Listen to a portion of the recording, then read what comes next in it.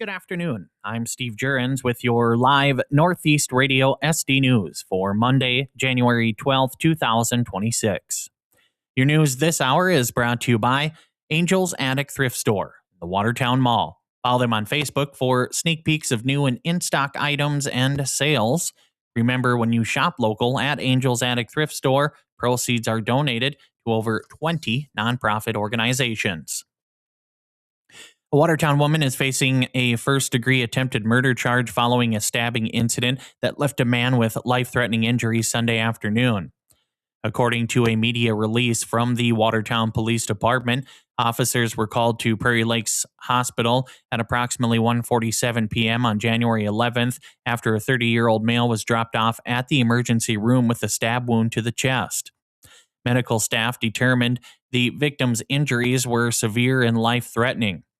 During the initial investigation, officers learned the stabbing occurred at the residence in southwest Watertown.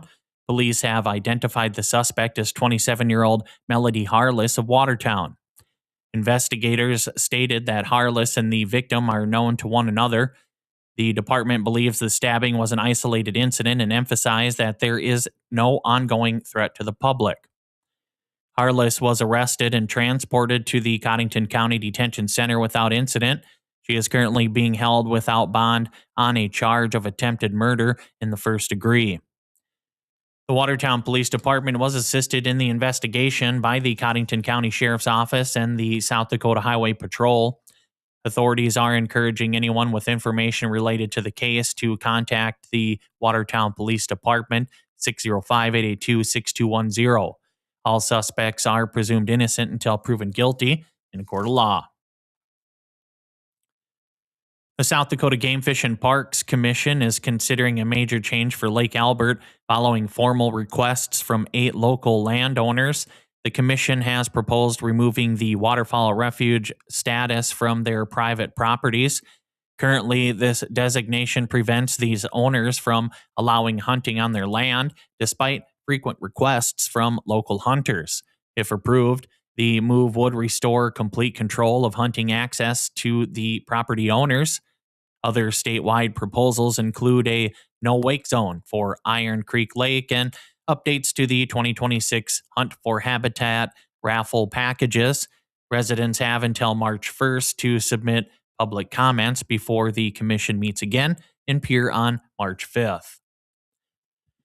The Watertown Police Department took time this week to honor its finest at their annual awards banquet. Corporal Austin Nelson was named Officer of the Year for his exceptional mentorship and professionalism. Other major honors went to Sergeant Trevor Barthel as Supervisor of the Year and Sig Sievertson as Direct Detective of the Year. The evening also highlighted heroic efforts with life-saving awards presented to 9 individuals for actions ranging from reversing overdoses to rescuing a newborn. Notably, officers Caden Yurkovic and Taylor Meertens received the Medal of Valor for risking their lives in freezing water during a submerged vehicle rescue this past November. The South Dakota Highway Patrol is calling on the public for help following a fatal hit and run early this month near Humboldt. Investigators are searching for a red Freightliner Cascadia semi-truck model year 2018 to 2023, which is notably missing its passenger side headlight. The vehicle was last seen traveling southbound on I-29 near 41st Street in Sioux Falls shortly after the 2:13 a.m. crash on January 3rd. Authorities are asking anyone with dashcam footage or information from the I-90 or I-29 corridors between 2 or 3 a.m. that morning to contact the District 2 office immediately. Jeremiah Peacemaker has filed a massive 65-page federal civil rights lawsuit following his acquittal in a 2020 murder case. After spending 42 months in custody, Peacemaker is alleging a wide-ranging conspiracy involving malicious prosecution and fabricated evidence by Watertown police and state officials. The complaint alleges that investigators acted on a hunch rather than on forensic evidence and allegedly suppressed exemplary evidence. The lawsuit names dozens of defendants, including current and former police chiefs and the state attorney general. Defendants have 21 days to respond to the allegations, which seek damages for constitutional violations. The race for Hamilton County Sheriff has officially taken shape for 2026.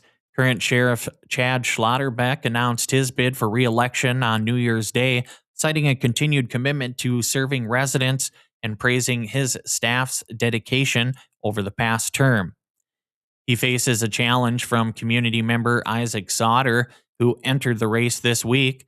Sauter's platform emphasizes community policing, stating the role is about trust and being present for the people. Both candidates are now beginning their campaigns to lead the county's law enforcement efforts into the next term. The South Dakota Simmental Association has honored Mike Teen of Teen Simmentals as the 2025 Promoter of the Year. Teen was recognized for his quiet persistence and a legacy of resilience following a year of profound personal loss, including the passing of his father, Ron. Despite these challenges, Teen has successfully grown the family herd and led the Watertown Winter Farm Show to significant growth, crediting his success to a, quote, one bite at a time, end quote, philosophy passed down from his father. Teen continues to focus on creating opportunities for the next generation of cattle producers in the region. Watertown native Allie Helly is using her personal battle with addiction to inspire a new career in human services.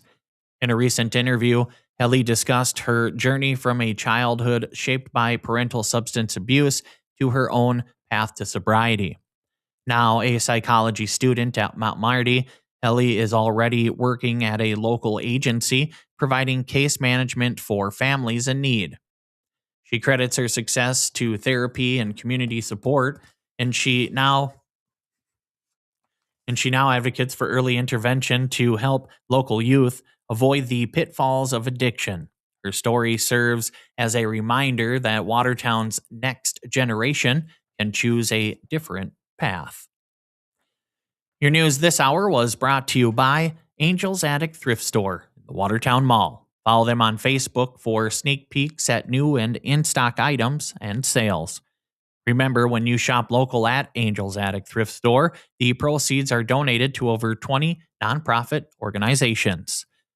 Visit northeastradiosd.com for full news stories. Like, subscribe, and review our daily Northeast Radio SD News recap podcasts and uploaded live interviews. Sign up for our newsletter, arriving every morning at 6 a.m. With today's local and state news from Northeast Radio SD Studios in Watertown, South Dakota, I'm Steve Jurin.